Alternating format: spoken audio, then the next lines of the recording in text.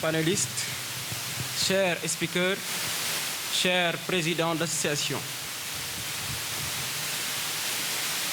honorables invités, nous vous souhaitons la bienvenue dans cette auguste assemblée qui constitue et marque symboliquement la première édition du Sommet national des jeunes idéalistes. Avec son ambitieux thème Sénégal 2035, quelles perspectives pour la jeunesse richard-toll-oise. Le Sommet national des jeunes idéalistes est un rassemblement national de jeunes représentant le nord du Sénégal, visant à offrir un espace de dialogue politique, culturel, économique et social à la jeunesse richard-toll-oise dans son ensemble.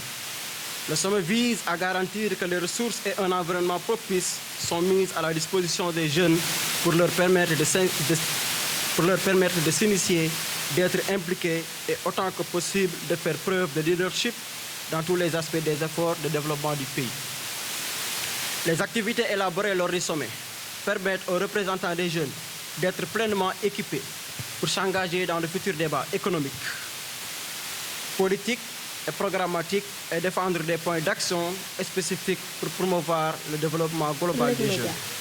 Après le sommet, les délégués s'engageront dans des postes de service civique et de prise de décision et utiliseront les médias, y compris les médias sociaux, pour améliorer l'accès à l'information et sensibiliser leurs pairs. Politique nationale de l'emploi des jeunes, suivant les objectifs du développement durable, l'entrepreneuriat féminin au cœur du développement, environnement et emploi vert dans le Nord, l'avantage de la formation pour l'insertion professionnelle.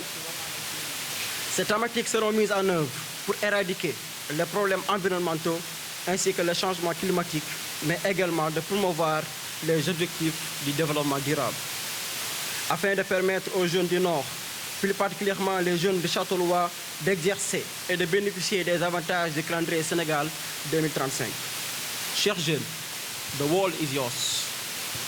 Nous devons à tout prix garantir une lecture motivante pour le devenir de ce pays et pour la génération future. Nous avons entre nos mains l'avenir de notre pays, un avenir audacieux, un avenir brillant. Nous devons rêver de grandes choses. Pour ce pays, nous devons le voir réussir, et quel que soit le prix, tout en sachant que l'homme a devant lui et derrière lui des gens qui se relaient et qui veillent sur lui par ordre d'Allah. En vérité, Allah ne modifie point les temps de peuple tant que les individus qui le composent ne modifient pas ce qui est en eux. Et lorsque Allah veut infliger un mal à un peuple, nul ne peut le repousser. Ils n'ont en dehors de lui aucun protecteur. Chers jeunes, c'est une obligation de réussir notre vie avant de mourir. Réussir notre vie ne veut pas dire être salarié et construire ou reconstruire là où nous habitons, mais amener ne serait-ce qu'une pierre à la construction de ce pays. Participer sur les activités de citoyenneté. Les efforts que nous faisons pour que nos maisons soient propres et accueillantes, les mêmes efforts devront être faits pour que les voies publiques, les hôpitaux, les marchés, les écoles, surtout les élémentaires, soient accessibles à tous. Chers jeunes, ne fuyons pas nos responsabilités. Chers jeunes, encore une fois, ne fuyons pas nos responsabilités. Certes, le problème de l'employabilité pose problème. Le manque de formation ainsi que le manque de métier. Les responsabilités doivent être partagées. Quand il s'agit de notre devenir, nous ne devons dépendre de personne. Allons se faire former. Allons trouver du métier. Ensuite, exploitons notre savoir-faire dans le pétrin de l'entrepreneuriat. Cher gouvernement gouverné, je voulais à l'univers de mes propos noyer sur le problème de l'immigration clandestine. Le problème d'immigration clandestine est de gaz. Un pays où il y a du fer, phosphate, or, zircon et tant d'autres ressources, mais qui n'arrive toujours pas à satisfaire les problèmes de sa jeunesse, ni à leur donner de l'espoir. Chères autorités compétentes, à vous qui dirigez ce pays, nous vous avons choisi pour subvenir à nos besoins. Nous vous avons choisi pour que vous nous sortez de l'obscurité. Nos frères et sœurs qui se noient dans la mer et qui sont morts. Ce n'est pas parce qu'ils ne connaissaient pas les risques. Non, non. mais ils avaient une seule et unique ambition, c'est réussir ou rien. Autrement dit, Barça ou le Barça.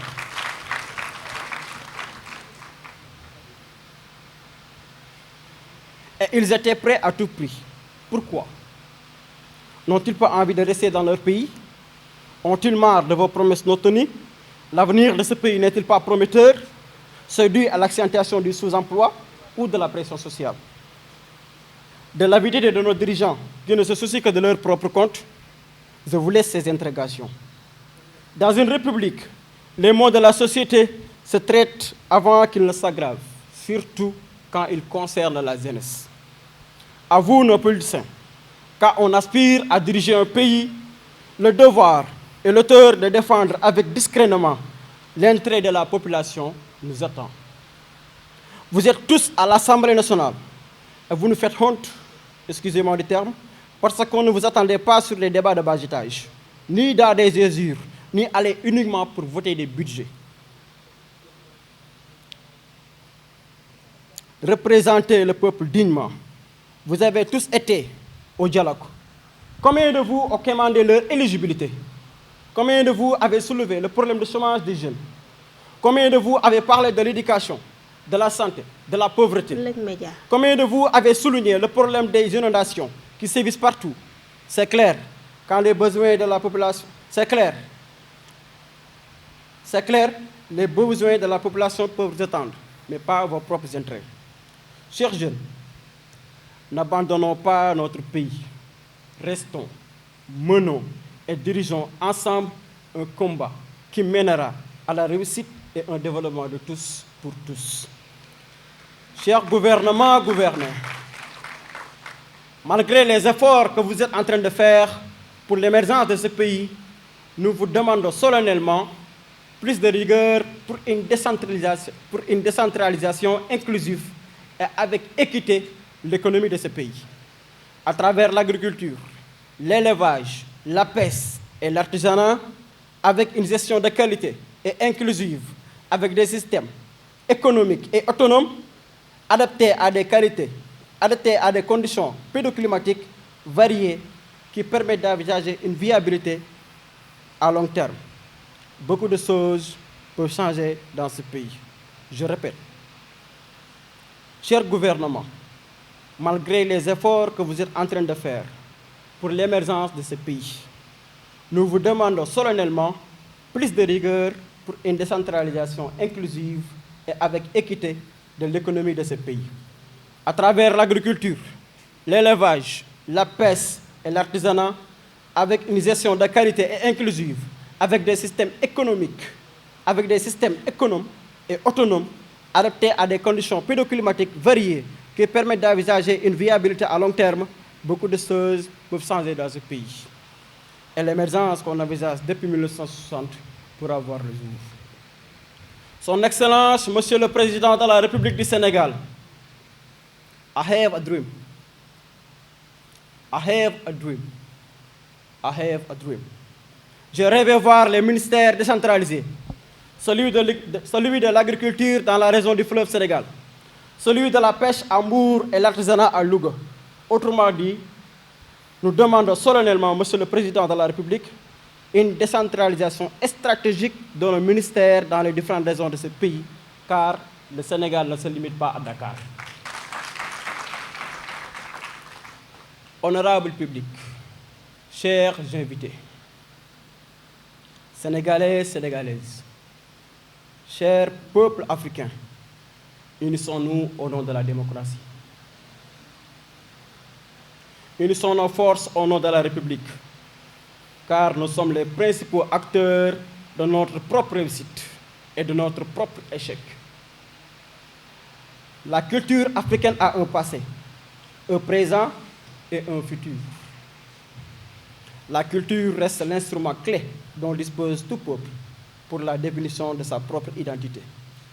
L'affirmation de l'identité nationale au plan culturel correspond à l'exercice de l'indépendance et de la souveraineté nationale au plan politique. Pour une Afrique meilleure et indépendante, nous sommes appelés à travailler ensemble dans la paix, dans la stabilité et dans la cohésion nationale. Que ce sommet soit un succès pour un Sénégal meilleur. Je vous remercie. On va l'accompagner.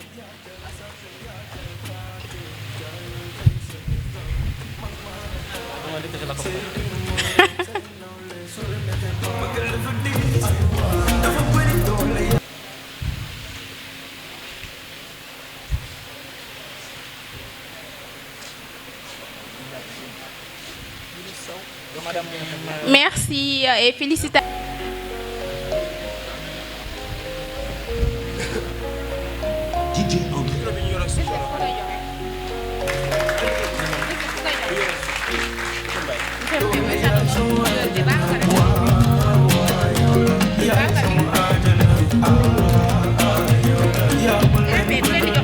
Abraham Sanga, parce que je m'attends sur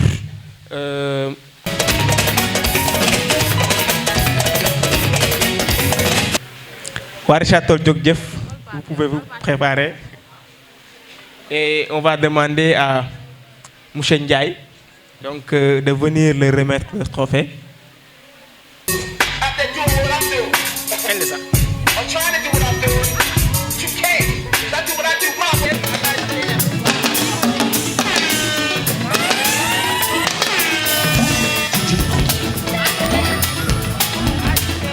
Pour venir remettre à Ndiaw Sunuyité son trophée. Papchon, comme chaque année, AJDDN prépare une journée de remise de fournitures aux élèves de Ndiaw.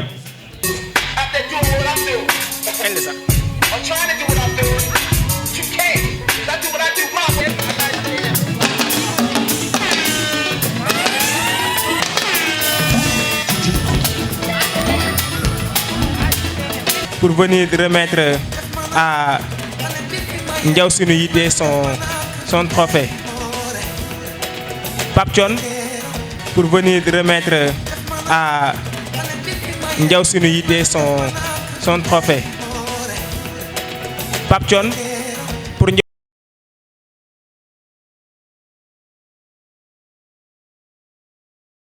Audio Jungle.